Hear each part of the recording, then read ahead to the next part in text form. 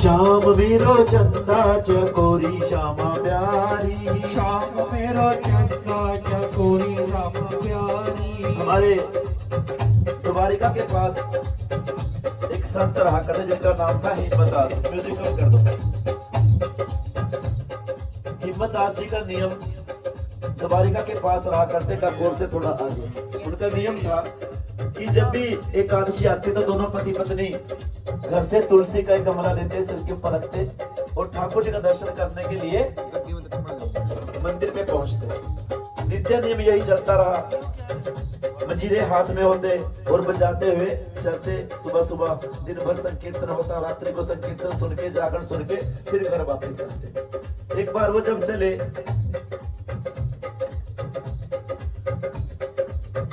तो रास्ते में चोरों ने पकड़ लिया। तड़के का समय था, निकले, चोरों ने पकड़ लिया। जब चोरों ने पकड़ा और तो कुछ मिला नहीं, उनके पास से मंजीरे मिले। मंजीरे लेके जब चुरा के उनके पास से जाने लगे तो चोरों को दिखना बंद हो गया। ठाकुर जी की लीला थी, दिखना बंद हुआ। और जैसे ही चोर थोड़ी दूरी पर गए, हिम्मतदास जी ताली बजाते हुए जा रहे थे और भाव से कह रहे थे, श्याम मेरो चंदा चकोरी श्यामा प्यारी, श्याम मेरो चंदा चकोरी श्यामा प्यारी। श्याम मेरो चंदा चकोरी श्यामा प्यारी, श्याम मेरो चंदा चकोरी श्यामा प्यारी। चकोरी श्यामा प्यारी रस कोरी श्यामा प्यारी, चकोरी श्यामा प्यारी रस कोरी श्यामा प्यारी। श्याम मेरो चंदा चकोरी श्यामा प्यारी। श्याम मेरो चंदा चकोरी श्यामा हिम्मतदास जी तो नाम से कीर्तन करते करते मंदिर की ओर जाने लगे और इधर चोरों ने जब दिखना बंद हो गया, कहने लगे, अरे आज तो सारी बुनी ही खराब हो गई। ना तो इसके पास से कुछ मिला और जो आंखों से दिखता था वो भी बंद हो गया। अब क्या करें? जिस तरफ से हिम्मतदास जी की आवाज आ रही थी उस तरफ को चोर वापस चले और जाके हिम्मतदास जी के चरणों में लेटने लगे कि हमें माफ कर दो और ये अपने मंजीरे पकड़ो और हमें फिर से दिखना शुरू हो जाए, ऐसी कोई व्यवस्था कर दो।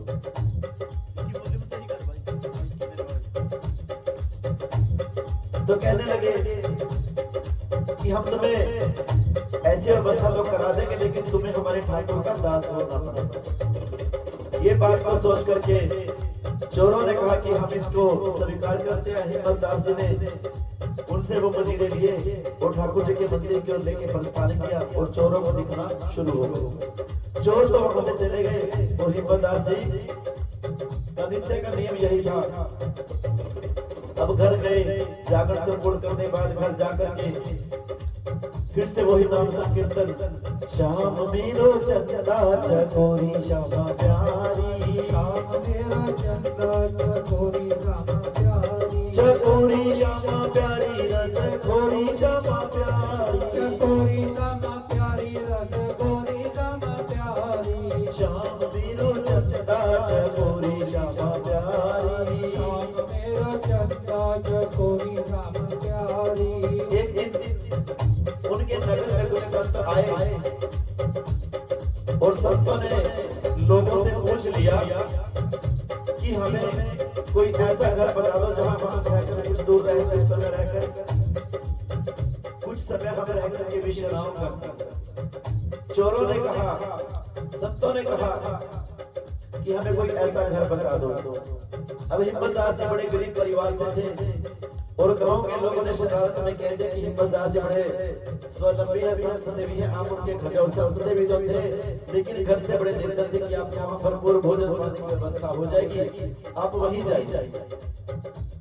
संतों को क्या था, नाम संकीर्तन करते हुए हिम्मतदास जी के घर के दरवाजे पर जब पहुंचे तो हिम्मतदास जी के घर में आज कुछ खाने की व्यवस्था नहीं, कुछ भी नहीं था खाने के लिए। और ठाकुर जी को तुलसी दल और पानी का भोग लगा के वही ग्रहण किया और उसी को लेकर के नाम संकीर्तन कर रहे थे। इतने में संत घर के बाहर पहुंचे। संतों ने जब दरवाजा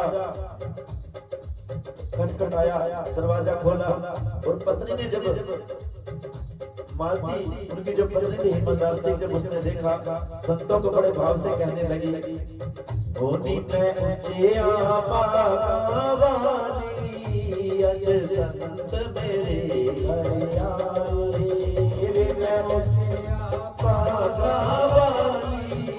अज संत मेरे घर आए, मैं क्यों ना शरण मनावा मेरी कुटिया दे बाग जगाए, मैं क्यों ना शरण मनावा मेरी कुटिया दे बाग जगाए, मैं क्यों ना वारी वारी जावा मेरी कुटिया दे बाग जगाए, मैं क्यों ना वारी वारी जावा मेरी कुटिया दे बाग जगाए।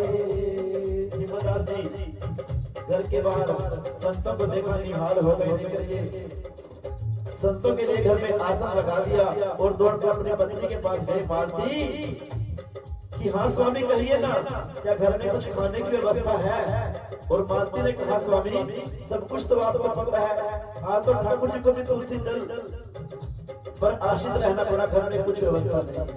कहने लगे नहीं, कुछ देखो, कुछ घर में गिरवी रखने के लिए हो तो बताओ, हम गिरवी रखाते हैं सेठ के पास, वहां से कुछ सामान ले आएंगे, सीधा सामान, संतों के लिए कुछ भोजन और शादी की व्यवस्था हो जाएगी। मालती कहते, स्वामी अब तो घर में भी कुछ नहीं बचा गिरवी रखने के लिए। हिम्मतदास जी की नजर पड़ी, अरे मालती सच में कुछ नहीं है? नहीं नहीं स्वामी, आप घर में कुछ नहीं बचा गिरवी रखने के लिए। तब पत्नी की याद आया, कहने लगा, मालती कहते, स्वामी ठहरिए, मेरे पास ये सुहाग की नथ है, अब इसे गिरवी रख दीजिए सेठ के पास, वहां से कुछ सामान ले आइए, उस संतों को भोजन करवा देंगे, जब हमारे पास होगा फिर हम इसे छुड़वा दो। हिम्मतदास जी कहते हैं, मालती ये तो तेरे सुहाग की निशानी है, इसको गिरवी मत रख। और मालती कहते हैं, स्वामी जब सुहाग की इज्जत सलामत है तभी तो सुहाग साथ, आप इसे ले जाइए। मालती ने वो नथ उतारी और हिम्मतदास जी के हाथ पलक की जाइए। हिम्मतदास जी पहुंचे लाला परमेश्वरी के पास, परमेश्वरी, और परमेश्वरी कहते हैं, हिम्मतदास तो फिर आ गया, आज उधार नहीं मिलेगा। कहने लगा, मैं उधार लेने नहीं आया, आप ये नथ रख लो और मुझे थोड़ा सा सीधा सामान दे दो, मेरे घर में कुछ संस्थाएं हैं, मैं उनको भोजन खिलाऊंगा। इस बात को सुनकर के हिम्मतदास जी परमेश्वरी ने नथ ली, उनको थोड़ा सा सीधा सामान दिया और हिम्मतदास जी नाम संकीर्तन करते हुए गली में से बस वही श्याम मेरो चंदा चकोरी श्यामा प्यारी, श्याम मेरो चंदा चकोरी श्यामा प्यारी, चकोरी श्यामा प्यारी रस गोरी श्यामा प्यारी, चकोरी श्यामा प्यारी रस गोरी श्यामा प्यारी, श्याम मेरो चंदा चकोरी श्यामा प्यारी, श्याम मेरो चंदा चकोरी श्यामा प्यारी, ओ मेरी श्याम मेरी श्याम, ओ मेरे नाम संकीर्तन करते करते घर पहुंचे, सीधा सामान मालती को दिया। मालती ने रसोई तैयार की और संतों के समक्ष जब भोजन बंटा, संतों ने पहले ठाकुर को भोग गाया और फिर उस प्रसादी को ग्रहण किया। भोजन ग्रहण करने के बाद जो शेष प्रसादी बची, जो संतों की जूठन बची, हिम्मतदास जी ने वो सारे का सारा भोजन प्रसादी एक थाली में इकट्ठा किया और इकट्ठा करने के बाद कहा, मालती संत विश्राम कर रहे हैं और जब तक मैं नदी पर स्नान कर आता हूँ और तुम ये शेष प्रसादी इकट्ठी कर। इधर मालती से भी रहा न गया, मालती ने प्रसादी फटाफट इकट्ठी की और कहने लगी, जब तक स्वामी आप स्नान करके आते हो तब तक मैं चूल्हे पर पोछा लगा देती हूँ, क्योंकि हमारे हिंदू धर्म में तो नियम है कि जब दोबारा भोजन बनता है पहले पोछा लगाने के बाद साफ सफाई के बाद ही भोजन बनता है। अब हिम्मतदास जी नदी पर स्नान करने के लिए चले गए और पीछे मालती ने उस प्रसादी इकट्ठी की और इकट्ठी करने के बाद उस प्रसादी को रख दिया। अब इतने में हमारी लाडली हमारी किशोरी जी से रहा न गया, ठाकुर जी से कहने लगे कि सरकार किसी को गरीबी भी दो तो इतनी ना दो कि आपको अर्पण करने के लिए भी उनको अपने सुहाग की निशानी गिरवी करनी पड़ी। ठाकुर जी समझ गए और ठाकुर जी ने उसी समय हिम्मत दास जी का रूप बनाया और उसी नगर में पहुंच गए। नकली हिम्मत दास जी बने।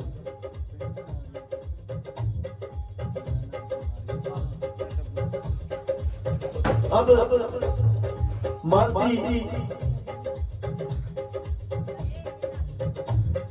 शीत प्रसाद इकट्ठे करके नाम संकीर्तन कर रही थी, घर में पोछा लगा रही थी चूल्हे चौके का। इतने में हमारी किशोर जी ने ठाकुर जी से कह दिया और ठाकुर जी हिम्मत दास जी का रूप बना करके उसी नगर में आ गए। अब नकली हिम्मत दास जी बने हुए ठाकुर जी और सोचने लगे यदि किसी ने मुझे पहचान लिया तो दिक्कत हो जाएगी मेरे दर्शकों को। उन्होंने क्या किया कि जी सुना है हिम्मत दास जी कोई नाम संकीर्तन करते हैं, जरा मैं भी तो करके देखूं वो कैसे करते हैं। अब ठाकुर जी ने भी हाथ में मजीरे पकड़ लिए और ठाकुर जी भी गाने लगे लगे में से श्याम मेरो चंदा चकोरी श्यामा प्यारी, श्याम मेरो चंदा चकोरी श्यामा प्यारी, चकोरी श्यामा प्यारी रस कोरी श्यामा प्यारी, चकोरी श्यामा प्यारी रस कोरी श्यामा प्यारी, श्याम मेरो चंदा चकोरी श्यामा प्यारी, श्याम मेरो चंदा चकोरी श्यामा प्यारी। और ठाकुर जी जब कह रहे थे ओ मेरी श्याम मेरी श्याम ओ मेरे श्याम मेरे श्याम, ऐसे पद हुए किशोरी जी के नाम में ठाकुर जी भूल गए कि आज बैकुंठ से जरा धाम पर आए हैं। हिम्मत दास जी बन के हिम्मत दास जी बनकर रह गए और जिस भी गली से गुजरते हैं लोगों को झूठ पीछे हो जाता है, अरे ये आज हिम्मत दास को क्या हुआ, आज इसकी आवाज में इतनी कशिश क्यों है। जिस भी गली से निकलते हैं लोग पीछे पीछे हो लेते हैं। आगे आगे तो ठाकुर जी हिम्मत दास बने डोल रहे हैं गली में से और भाव से कह रहे हैं श्याम मेरो चंदा चकोरी श्यामा प्यारी, श्याम मेरो चंदा चकोरी श्यामा प्यारी। और पीछे पीछे लोग ठाकुर जी के पीछे पीछे आवाज लगा रहे हैं श्याम मेरो चंदा चकोरी श्यामा प्यारी, श्याम मेरो चंदा चकोरी श्यामा प्यारी। ठाकुर जी को याद आया अरे मुझे तो परमेश्वरी के पास जाना है, वो नदी भी तो लेके आनी है। इतनी देर हो गई तो हिम्मत दास नदी से स्नान करके आ जाए। ठाकुर जी ने वहां लोगों के बीच में से निकले, लोग संकीर्तन में बैठे हैं, भजन कर रहे हैं। श्याम मेरो चंदा चकोरी श्यामा प्यारी, श्याम मेरो चंदा चकोरी श्यामा प्यारी। और ठाकुर जी पहुंचे परमेश्वरी के पास, आवाज लगाई परमेश्वरी। परमेश्वरी कहते हैं हिम्मत दास तुम जिला गया, अब और उधार नहीं दूंगा। कहते मैं उधार देने नहीं आया, मुझे कोई सेठ मिल गया रास्ते में, ये ले अपना पिछला पैसा भी चुकता कर ले और आगे का पैसा भी रख ले, मैं फिर आऊंगा फिर तुझसे सामान ले जाऊंगा और वो नथ मुझे दे दे। परमेश्वरी कहता है नथ तो मैं तुझे दे दूंगा, लेकिन तू जो सुबह कीर्तन कर रहा था ना वो कीर्तन मेरी पत्नी ने भी सुना है, एक बार मुझे भी सिखा देना वो कीर्तन। अब ठाकुर जी मना ना कर सके कि कहीं पहचान ना ले और ठाकुर जी कहते हैं परमेश्वरी मैं तुझे बाद में सुनाऊंगा, अभी मुझे घर जाने कर घर में संत आए हैं, मुझे संतों को भोजन करवाना। अब जब परमेश्वरी के पास खड़े हैं वो कौन है, वो ठाकुर जी खड़े हैं हिम्मत दास स्नान करके, और हिम्मत दास जी वहां नदी पर स्नान करने गए हुए थे और ठाकुर जी ने कहा पहले मुझे वो नथ दे दे। परमेश्वरी नथ लेके आए, कहने लगा ये ले यहाँ साइन कर दे। ठाकुर जी जब तुरंत पकड़ने के याद आया अरे हिम्मत दास तो अनपढ़ है, वो तो साइन नहीं करता। जैसे ये अंगूठा लगाने के लिए हिम्मत दास का परमेश्वरी ने पैर में सही की पैर होती है ना उसमें अंगूठा रखा तो हाथ पकड़ लिया ठाकुर जी ने। मानो परमेश्वरी ने तो 100 बात का ग्रंथ रख दिया हुआ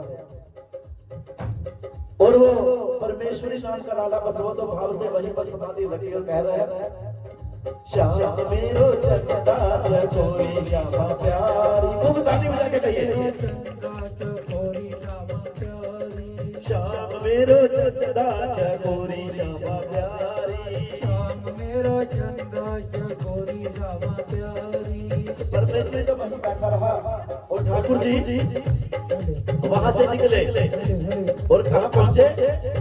मालती के पास। अरे स्वामी आप आ गए, हाँ मालती को शीश प्रसादी मुझे दो और ये नट ना करो।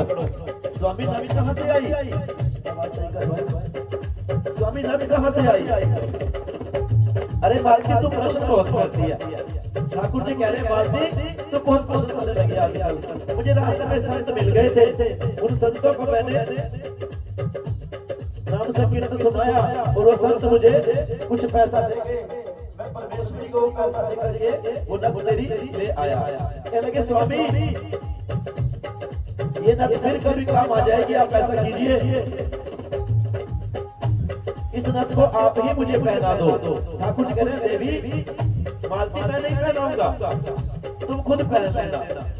कहने लगे नहीं नहीं स्वामी कहीं खो जाएगी, आप इसे मुझे पहना दो। और मेरे हाथ में तो पोछा लगा हुआ था, मैंने पोछा लगा रही थी, इसलिए आप ही मुझे पहना दो।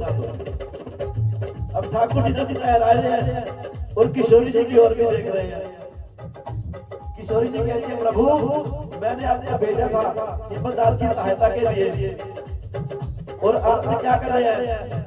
एक तो तेरे पास राधा दूसरा रुक्मण खड़ी, एक तो तेरे पास राधा दूसरा रुक्मण खड़ी, तीसरा मीरा कयाना दिल दीवाना हो गया, सावरी सूरत पे मोहन दिल दीवाना हो गया। और क्या लगी सरकार आज ये चौथी और खड़ी हो जाएगी, आप इसको नथ पहना दोगे तो चौथी और खड़ी हो जाएगी। हिम्मतदार जी कह रहे हैं ठाकुर जी हिम्मतदार जी बने मालती तो इस नथ को रख ले खुद पहन लेना। कहते नहीं स्वामी आप ही पहना दो फिर कभी अगले वक्त में काम आ जाएगी। ठाकुर जी ने नथ पहनाई मालती को और मालती के साथ भी वही स्थिति हुई जब परमेश्वरी के साथ हुई थी। और स्थिति तो वही बन गई। ठाकुर जी कहते हैं मालती वो शीश प्रसादी तो ले आ।